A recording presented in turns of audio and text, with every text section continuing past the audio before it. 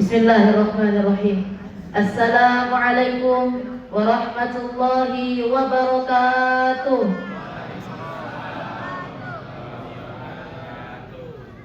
Alhamdulillah. Alhamdulillahi khaliqil wujudi minal adam wa ja'ilin nuri minaz zulam wa mukhrijis sabri minal alam wa mulkit taubati 'alan nadam. Fanashkuruhu 'alal masaibi kama nashkuruhu 'alan ni'am wa nusalli wa nusallimu 'ala rasulil akram bisyarafil asyam wan nuril atam wal kitabil muhkam wa kamalin nabiyina wal khatam sayyidi waladi adam alladhi basyara bihi Isa bin Maryam wa da'a li bi'tatihi Ibrahim alaihi salam hina kana yarfa'u billahi baitil muharram wa sallallahu alaihi wasallam wa ala atba'ihi khairil umam alladhina barakallahu bihim kafatan nasil araba minhum wal ajam.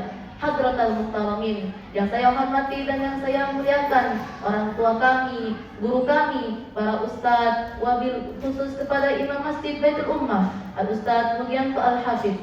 Kemudian yang saya hormati dan yang saya muliakan, Ketua DKM, Ketua Yayasan, Ketua Panitia Ramadan Masjid Baitul Ummah, dan yang juga tidak saya lupakan, hadirin wal hadirat, Bapak Ibu Jamaah Masjid Baitul Ummah, yang mudah-mudahan kita semua selalu berada di naungan rahmatnya Allah Subhanahu wa taala. Amin amin ya rabbal alamin.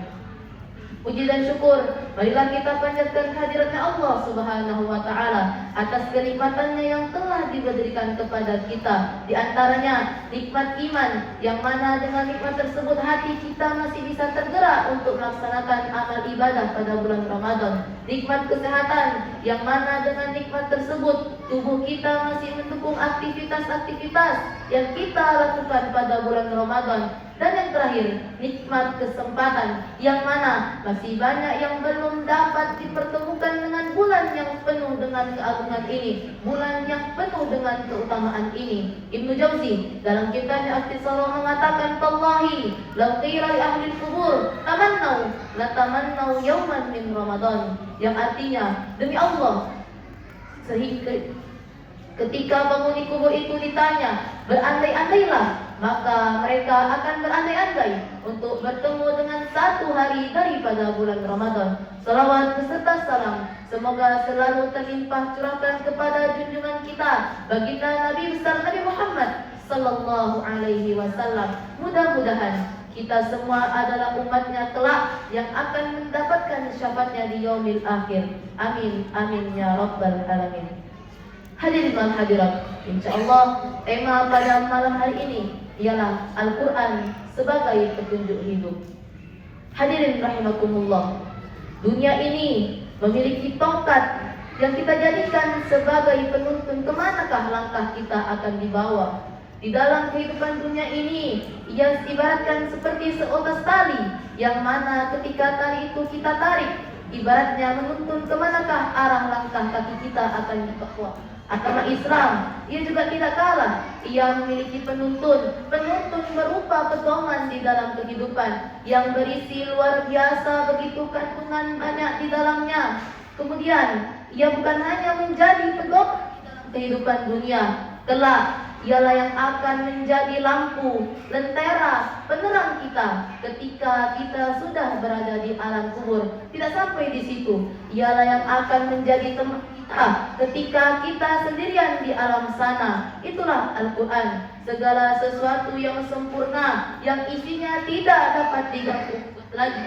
Dzalikal kitabul la raiba fihi hudal lil muttaqin. Dalamnya tidak ada keraguan satupun, petunjuk bagi orang-orang yang bertakwa. Hadirin, Al-Quran adalah kalamullah, perkataan Allah, firman-firman Allah. Maka bayangkan betapa dekatnya kita kepada Allah Subhanahu wa taala, bahwasanya apa yang kita baca itu adalah perkataan Tuhan kita, Allah Subhanahu wa taala. Makanya berbagai interaksi kita lakukan, mulai dari kita membaca, menghafal, hingga mempelajarinya. Hadirin wal hadirat, berbicara soal interaksi manusia dan Al-Quran itu terbagi menjadi 3 golongan. Golongan yang pertama disebut dengan zalimul linafsi, yaitu orang-orang yang menganiaya dirinya sendiri. Mengapa mereka disebut dengan orang yang menganiaya dirinya sendiri? karena mereka telah diberikan Al-Quran, namun mereka tidak memanfaatkannya sebagai petunjuk di dalam kehidupan,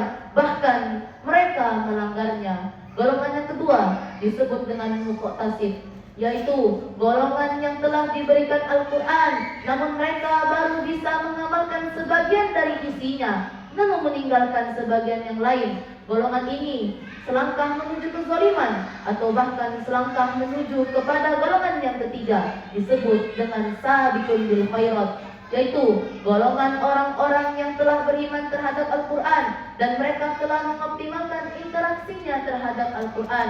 Mereka telah banyak mengkhatamkan Al-Quran, seolah-olah Al-Quran itu tersimpan di dalam dada mereka. Mereka hafal 30 juz, namun mereka sadar, mereka tetap tawadu, rendah hati, tidak sombong, karena mereka sadar bahwasanya itu hanyalah kenikmatan yang diberikan oleh Allah Subhanahu wa taala. Dan golongan inilah yang disebut dengan ahlul Quran. Hadirin wal hadirat rahimakumullah. Sekarang kita bertanya, apakah itu ahlul Quran? Rasulullah sallallahu alaihi wasallam bersabda, An Anas bin Malik radhiyallahu anhu qala Rasulullah sallallahu alaihi wasallam, inna lillahi ahlina minan nas. Qalu ya Rasulullah, man hum? Qala hum ahlul Quran, ahlullahi wa qassatuhu. Yang artinya dari Anas bin Malik radhiyallahu anhu berkata bahwasannya Rasulullah sallallahu alaihi wasallam bersabda, sesungguhnya Allah itu memiliki keluarga di antara manusia. Lalu para sahabat bertanya, ya Rasul, siapakah mereka? Rasul menjawab, mereka adalah ahlul Quran, mereka adalah keluarga Allah dan termasuk dalam orang-orang pilihannya. Hadis riwayat Ibnu Majah. Hadirin wal hadirat rahimakumullah. Setelah kita mengetahui apakah itu ahlul Quran, tentu kita harus mengetahui apa saja ciri-ciri dari ahlul Quran tersebut. Ciri-ciri yang pertama, ahlul Quran itu selalu melaksanakan amal soleh. Abu Bakar As-Siddiq, selain ia mendapat julukan As-Siddiq, ia juga mendapat julukan As-Sabbaq, yang artinya orang yang selalu membersamai Rasulullah dan sesegera mungkin melaksanakan amal soleh setelah Rasulullah melakukannya. Dan hal inilah yang terkadang membuat Umar bin Khattab itu merasa gibtoh ataupun iri di dalam kebaikan. Ciri-ciri yang kedua, ahlul Quran, ia tidak menunda-nunda kesempatan, tidak menyia-nyiakan waktu untuk beramal soleh. Umar bin Abdul Aziz ketika baru dilantik menjadi pemimpin, ia segera mengambil waktu istirahatnya. Lalu datanglah putranya, lalu berkata, wahai Amirul Mukminin, kapankah engkau akan bekerja? Lalu Umar bin Abdul Aziz menjawab, nanti sore. Dibalaslah sama putranya, adakah yang menjamin kehidupan Anda sampai sore nanti?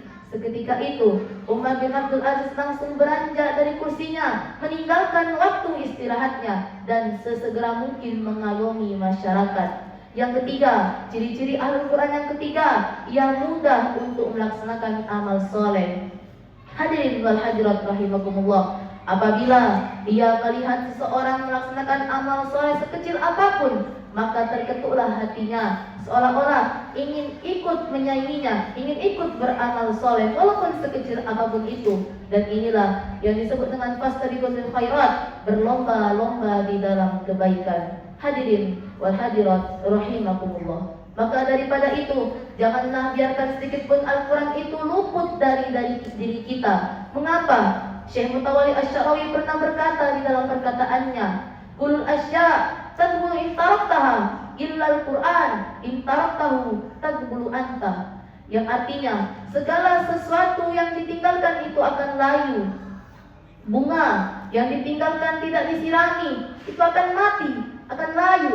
Rumah yang dibangun dan sudah lama tidak ditinggali akan roboh.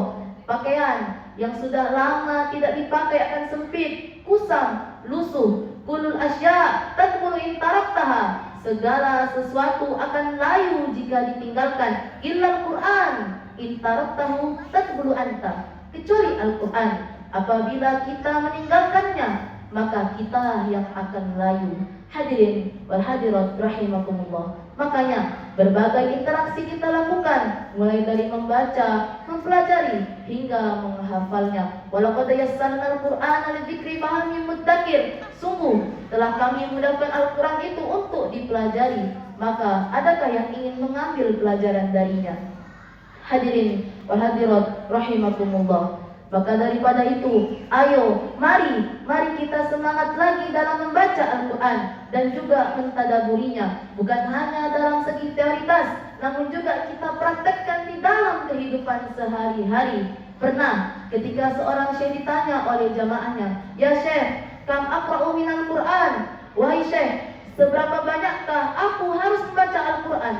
Lalu syekh itu menjawab, ala qadri sa'adah allati turiduha fid dunya wal akhirah. Sebanyak kebahagiaan, sebanyak kemudahan yang ingin kita harapkan, yang ingin kita gapai di dunia dan di akhirat. Sebanyak apakah kebahagiaan yang kita ingin dapatkan di dunia dan di akhirat, sebanyak itulah Al-Quran yang harus kita baca. Hadirin, maka jadikan Al-Quran itu sebagai penuntun di dalam kehidupan kita, baik dalam mengambil langkah, keputusan, bersikap, ataupun berperilaku. Karena apa? Seluruh intisari di dalam kehidupan itu tersimpan di dalam Al-Quran. Mulai dari berbagai hukum-hukum dalam Islam hingga mengandung cerita nyata dari awal kehidupan di dunia hinggalah tiba dari akhir segalanya. Semua itu tersimpan di dalam Al-Quran. Dan marilah kita terus membersamai Al-Quran, karena banyak di luar sana yang sudah jarang kita lihat untuk membersamai Al-Quran. Pernah ketika seorang syekh ditanya oleh muridnya, oleh jamaahnya, "Ya syekh, kaifa kana salaf qadiman ma'al Quran?" Bagaimanakah orang-orang terdahulu bersama Al-Quran? Lalu syekh itu menjawab, ma'ahalukum ma'a Facebook, TikTok, Instagram, Twitter. Syekh itu menjawab, seperti keadaan kalian sekarang bersama WhatsApp, Facebook, Twitter, Instagram. Sebagaimanakah kita sibuk dengan gadget-gadget kita, sesibuk itulah orang-orang terdahulu bersama Al-Quran. Hadirin wal hadirat rahimakumullah. Mudah-mudahan kita semua tergolong orang-orang yang disebut dengan Ahlul Quran, termasuk keluarganya Allah dan orang-orang pilihannya. Amin, amin ya rabbal alamin. Cukup sekian yang dapat saya sampaikan. Kurang lebihnya saya mohon maaf. Aqulu qouli hadza wa astaghfirullah li wa lakum. Billahi taufiq wal hidayah wa ridha wal inayah. Tsumma assalamu alaikum warahmatullahi wabarakatuh.